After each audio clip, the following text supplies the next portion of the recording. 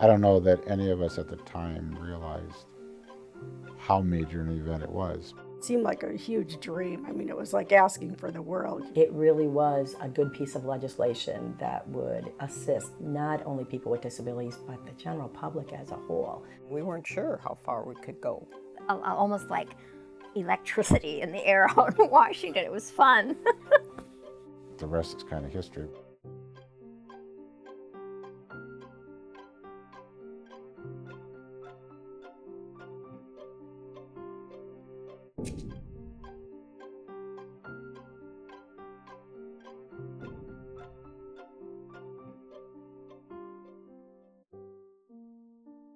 I grew up needing a lot of accommodations and getting some and not getting others. I had to approach each teacher and tell them what I needed, which is kind of hard for a little kid. If you couldn't walk, you couldn't go to high school. The only place you could have gone to high school was, I think it was Milwaukee. They didn't have an elevator in the high school. I'd have a wheelchair on every floor. I usually had to go in a manual wheelchair and be carried up flights of steps to get into restaurants. I don't know what our fascination with steps is, but There are many of us that were hired long before there were any laws. We had the ability to sell ourselves.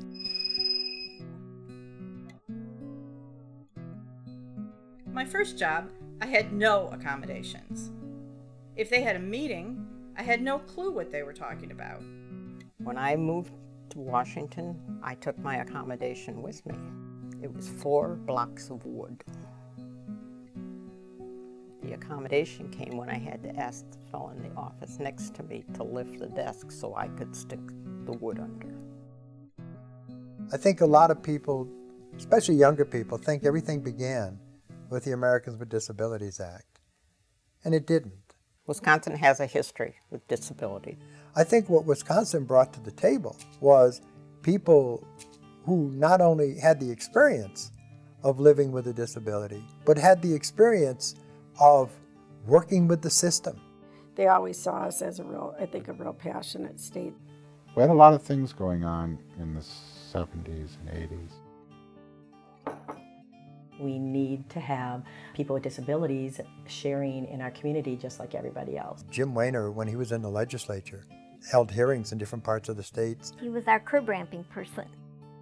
Jim Wehner, who was very involved, did a lot of work on behalf of deaf people. No longer could one disability group stand alone and argue for resources. We came together, and it wasn't part of our work, it was part of our life. We organized the Wisconsin Disabilities Coalition. The work of the Governor's Committee, the work of the Independent Living Centers. Survival Coalition, and that was very active. People who wanted to get things done. The role that I remember most about Wisconsin playing in the passage of the ADA was around the area of transportation. One of our biggest opponents was the transportation industry.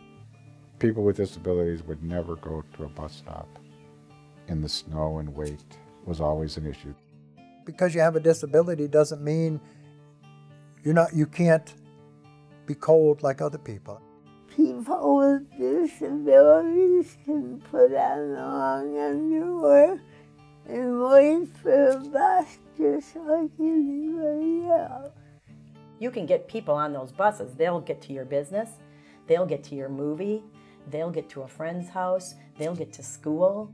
It's one of the elements that relates to every aspect of ADA. If you don't have mainline transportation, how are you going to deal with employment? How are you going to deal with access to state and local government services? And how are you going to deal with access to public accommodations if you can't choose and have the ability to get there yourself? I met Justin Dodds. He came from Washington. Justin realized how much Wisconsin was really taking a lead in promoting the passage of ADA. Here is this gentle, kind man in a wheelchair, no big deal to him, saying, with your help, we can eliminate these barriers and really push the disability population into the community. People just glammed onto that.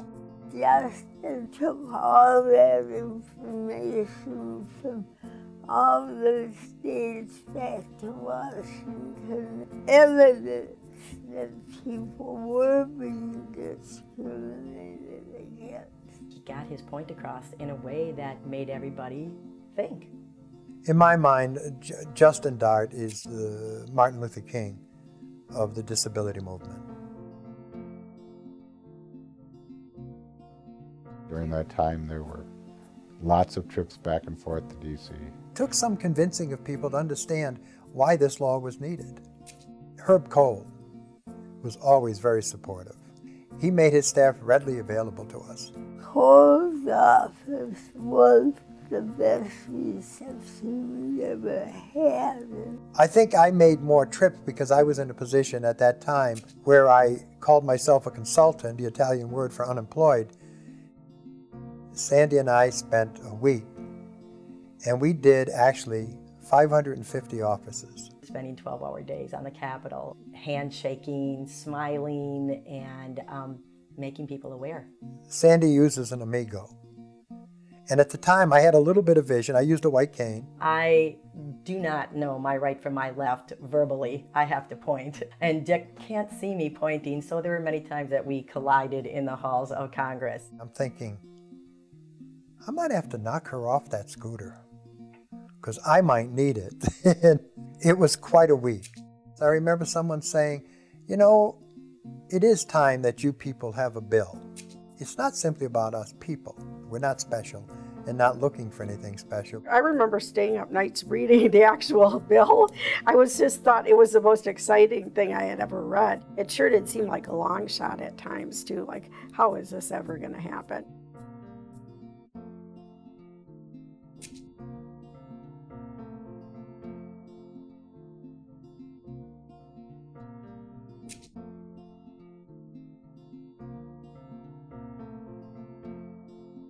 That day was, oh my God, probably the most exciting, best day of my life. Probably always will be. There were thousands of people there.